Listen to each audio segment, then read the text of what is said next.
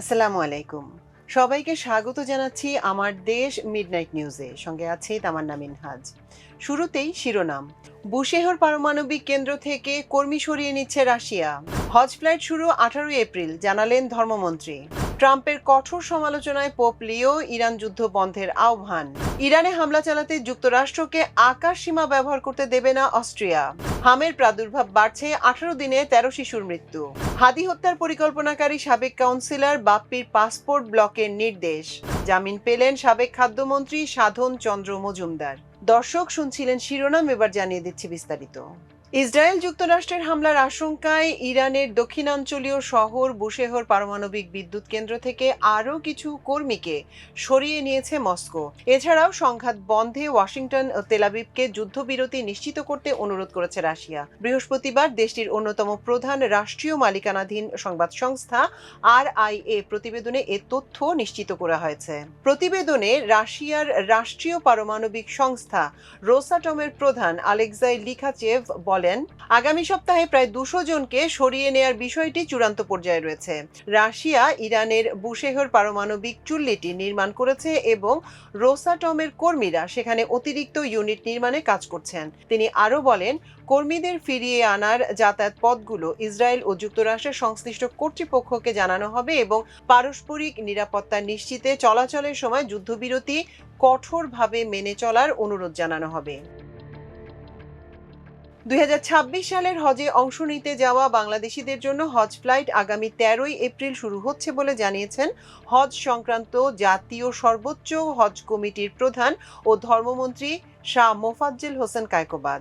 সুষ্ঠু হজ ব্যবস্থাপনা সফল করতে মদিনায় হজ কনফারেন্স ও সৌদি হজ ও ওমরা মন্ত্রী তৌফিক বিন ফাউজান আল রাবেয়ার সঙ্গে দ্বিপাক্ষিক বৈঠকে অংশগ্রহণ শেষে তিনি একথা বলেন। মক্কা মদিনায় হজযাত্রীদের সেবায় হজকর্মীর নিয়োগ, হজযাত্রীদের হোটেলে অবস্থানকালে সার্বক্ষণিক এসি ও লিফট সার্ভিস, মক্কা মদিনায় নির্বিঘ্ন ট্রান্সপোর্ট সার্ভিস কোম্পানি কর্তৃক হজ মৌসুমে মিনায় বাংলাদেশি হজযাত্রীদের খাবার বিতরণের সময় হাইজেনিক ব্যবস্থাপনা তদারকি, সময় মতো খাবার প্রদান সহ বিভিন্ন বিষয়ে ব্যবস্থা গ্রহণ করা হবে বলে তিনি জানান। এ বিষয়ে ধর্ম সচিব আলাউদ্দিন আল আজাদ, রিয়াদ বাংলাদেশ দূতাবাসের রাষ্ট্রদূত মোহাম্মদ দেলোয়ার হোসেন, জেদ্দা বাংলাদেশ কনসুলেটের কনসাল জেনারেল মোহাম্মদ সাখাওয়াত হোসেন, মক্কায় বাংলাদেশ হজ মিশনের কাউন্সিলর, হজ অনুবিভাগের সংশ্লিষ্ট ঊর্ধ্বতন কর্মকর্তাদের নির্দেশনা দেওয়া হয়েছে। দীর্ঘ 10 মাস নীরব থাকার পর নিজের দেশ যুক্তরাষ্ট্রের নীতি ও প্রেসিডেন্ট ডোনাল্ড ট্রাম্পের বিরুদ্ধে সরাসরি অবস্থান নিয়েছেন ক্যাথলিক চার্চের ইতিহাসের প্রথম মার্কিন পোপ লিও। গত মে মাসে দায়িত্ব গ্রহণের পর থেকে তিনি জন্মভূমি সংক্রান্ত বিতর্ক এড়িয়ে চললেও সাম্প্রতিক সপ্তাহগুলোতে ইরান যুদ্ধের প্রেক্ষাপটে ট্রাম্পের একনিষ্ঠ সমর্থক হিসেবে আবির্ভূত হয়েছিলেন। গত মঙ্গলবার প্রথমবারের মতো সরাসরি ট্রাম্পের নাম উল্লেখ করে যুদ্ধ বন্ধের আবেদন জানান পোপ, যা বিশ্ব রাজনীতিতে এক বড় ধরনের মোড় পরিবর্তন হিসেবে দেখা হচ্ছে।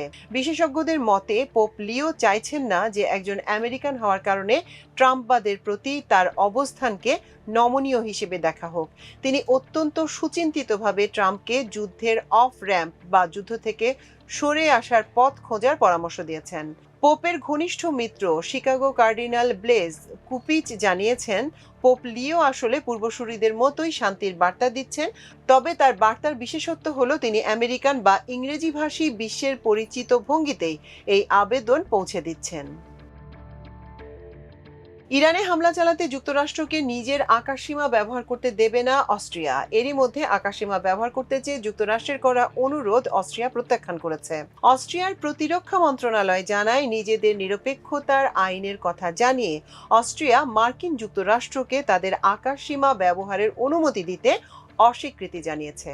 মন্ত্রণালয়ের একজন মুখপাত্র জানিয়েছেন, ইরানের অভিযানের জন্য আকাশসীমা ব্যবহার করতে ওয়াশিংটন থেকে কয়েকবার অনুরোধ এসেছে।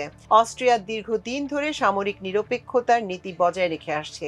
ইউরোপের দেশগুলোর মধ্যে স্পেন ইরান যুদ্ধের বিরুদ্ধে উচ্চকণ্ঠ। দেশটি মার্কিন সামরিক বিমানের জন্য আকাশসীমা বন্ধ রেখেছে। ইতালির সরকারও গত সপ্তাহে সিসিলিতে সামরিক ঘাঁটি ব্যবহারের জন্য মার্কিন একটি বোমারু বিমানকে অনুমতি দেয়নি। দেশে হামের সংক্রমণ উদ্বেগজনক হারে বাড়ছে। স্বাস্থ্য অধিদপ্তরের সর্বশেষ তথ্য অনুযায়ী গত 18 দিনে অর্থাৎ 15ই মার্চ থেকে 2রা এপ্রিল সকাল 8টা পর্যন্ত হামের উপসর্গ নিয়ে দেশের বিভিন্ন হাসপাতালে ভর্তি হয়েছে 3,709টি শিশু। এদের মধ্যে 585 জনের শরীরে নিশ্চিতভাবে হাম শনাক্ত হয়েছে। একই সময় অন্তত 13টি শিশুর মৃত্যু হয়েছে বলে জানিয়েছে স্বাস্থ্য অধিদপ্তর। তবে সন্দেহজনক হাম রোগে মৃত্যুর সংখ্যা আরও বেশি। এ পর্যন্ত 27টি শিশুর মৃত্যু হয়েছে বলে জানিয়েছে প্রতিষ্ঠানটি। সবশেষ 24 ঘন্টাতেই সন্দেহজনক হাম রোগে মারা গেছে 4টি শিশু, যা পরিস্থিতি দ্রুত অবনতির ইঙ্গিত দিচ্ছে। সংশ্লিষ্টরা বলছেন, পর্যাপ্ত পরীক্ষা ও তথ্য সংগ্রহের সীমাবদ্ধতার কারণে প্রকৃত আক্রান্ত ও মৃত্যুর সংখ্যা আরও বেশি হতে পারে।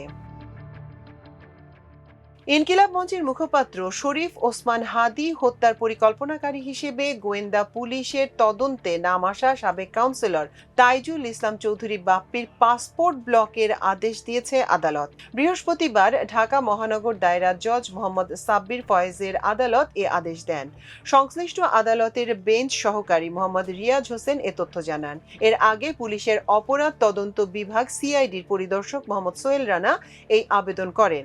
এই আবেদনে বলা হয়, তাইজুল ইসলাম চৌধুরী বাপ্পি অবৈধভাবে ইটভাটা স্থাপন, দলিল দস্তাবেজ জালকরণ, প্রতারণা, জালিয়াতি, চাঁদাবাজির মাধ্যমে 2,51,00,000 টাকা মানি লন্ডারিং সংক্রান্ত সম্পৃক্ত অপরাধ করেছেন মর্মে তদন্তকালে তথ্য প্রমাণ পাওয়া গেছে। অভিযুক্তদের বিরুদ্ধে 2012 সালে মানি লন্ডারিং প্রতিরোধ আইনে পল্লবী থানায় গত 5 মার্চ মামলা দায়ের করা হয়েছে। এই মামলায় এজাহার নামীয় অভিযুক্ত ব্যক্তি পলাতক রয়েছেন। মামলাটির সুষ্ঠু তদন্তের স্বার্থে এজাহার নামীয় অভিযুক্তের পাসপোর্ট ব্লক করা প্রয়োজন। শুনানি শেষে আদালত ওই আদেশ দেন। জুলাই গণ অভ্যুত্থানে রাজধানীর মোহাম্মদপুরে ব্যবসায়ী ইমরুল কায়েস ফয়সালকে হত্যা চেষ্টা মামলায় আওয়ামী লীগ সরকারের সাবেক খাদ্যমন্ত্রী সাধন চন্দ্র মজুমদার জামিন মঞ্জুর করেছে আদালত। বৃহস্পতিবার ঢাকা মেট্রোপলিটন ম্যাজিস্ট্রেট আরিফুর রহমানের আদালত এ জামিন মঞ্জুর করেন। মামলা সূত্রে জানা গেছে, 2024 সালের 19 জুলাই মোহাম্মদপুর থানার বেড়িবাঁধ এলাকায় বৈষম্য বিরোধী ছাত্র আন্দোলনে অংশ নেন ব্যবসায়ী ইমরুল কায়েস ফয়সাল। এ সময় গুলিবিদ্ধ হন তিনি। গুরুতর আহত অবস্থায় তাকে ঢাকা মেডিকেল কলেজ হাসপাতালে ভর্তি করা হয়। চিকিৎসা শেষে ওই বছরের 26শে সেপ্টেম্বর মোহাম্মদপুর থানায় হত্যা চেষ্টা মামলা করেন তিনি। উল্লেখ্য, 2024 সালের 3রা অক্টোবর রাজধানীর বসুন্ধরা আবাসিক এলাকা থেকে সাধন চন্দ্র মজুমদারকে গ্রেপ্তার করে ঢাকা মহানগর পুলিশের গোয়েন্দা বিভাগ ডিবি। এরপর থেকেই তিনি কারাগারে রয়েছেন। দর্শক, আমাদের মিডনাইট নিউজের আয়োজন এ পর্যন্তই। এতক্ষণ সঙ্গে থাকার জন্য অশেষ কৃতজ্ঞতা। আল্লাহ হাফেজ।